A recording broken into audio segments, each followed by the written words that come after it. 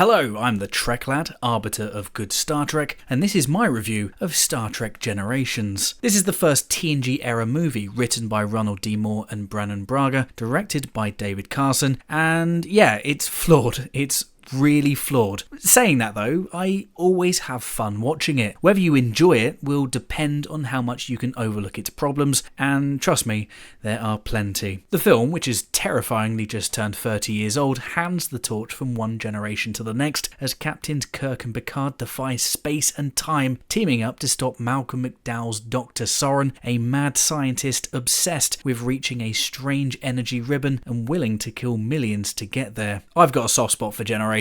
I really like and respect what it tries to do. It could have played things safe, but it didn't. Instead of a simple handoff to the TNG crew, it tries something bold. It mixes two eras of Star Trek in a way that feels like the writers knew that it might not work, but they went for it anyway. Fair play.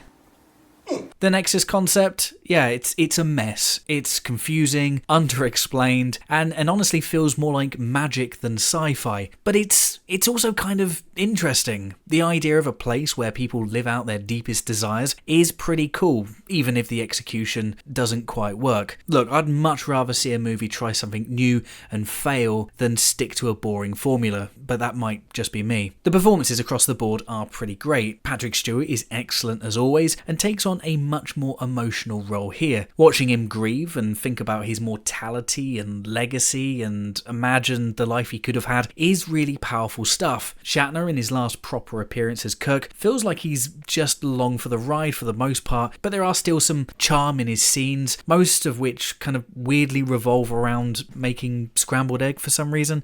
I don't know. It's not Kirk at his best, but it still works for me. I also like what they did with Data. His emotion chip brings much needed humour to an otherwise serious movie. Brent Spiner clearly enjoys playing a Data who can laugh, cry, and completely lose his shit, sometimes all at once, and his scenes make for some of the most entertaining moments in the film. Yes!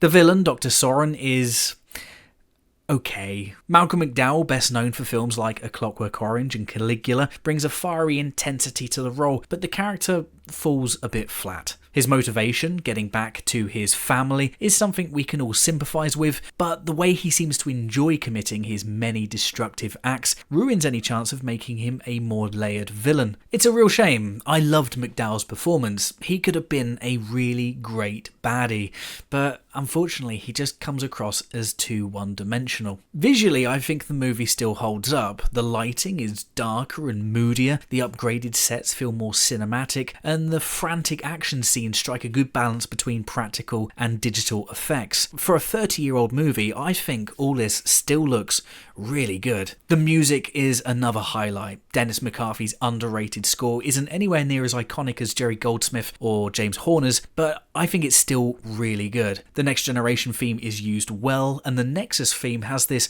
haunting, otherworldly, kind of an ethereal sound that just hits me right in the feels. The biggest issue with the movie for me are in its pacing and structure. The first act is fun, but feels disconnected from the rest of the film. The middle act slows things down a tad too much with all the Nexus exposition, and the climax where Picard and Kirk finally team up feels oddly low-key and disappointing considering the stakes. Alright, okay, time for some spoilers. So if you haven't seen Generations yet, and seriously, what are you doing?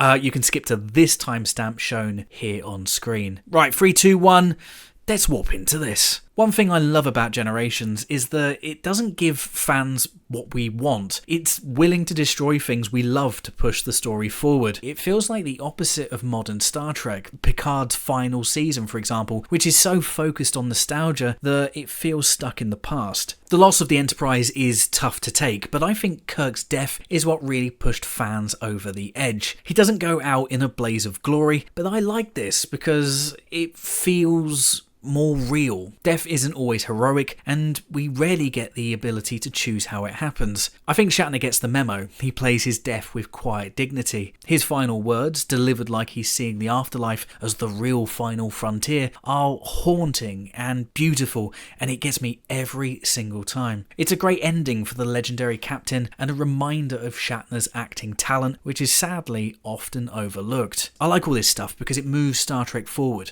and at the end of the day, that's That's my favourite kind of Trek. That's why I'm the fan I am. I don't care about all the nostalgic bullshit that we just get far too much of nowadays. Generations is a tough movie that's mostly about death and loss. A lot is taken away, but there's still a flicker of hope. It's a reminder that even when we go through hard times, we can keep moving forward. That balance between sadness and optimism is why I love it, even if others don't. This movie is a comfort watch for me. Maybe it's because I saw it as a kid, or maybe I just respect how much it tries, even when it stumbles. It's not as good as The Wrath of Khan, and it's not as good as First Contact, but it has heart. For all its flaws, it's still a fun and unique Star Trek experience. It's also, just putting this out there, the closest we've come so far to a Star Trek Christmas movie. I'm giving Generations a 7 out of 10. It's closer to a 6 than an 8. It's messy, ambitious, and not as good as it could have been, but I can't help it. I will always have a soft spot for this movie. But what did you think of Generations? Let me know in the comments below. Thanks for watching, subscribe for more Star Trek reviews, and until the next one, live long and prosper.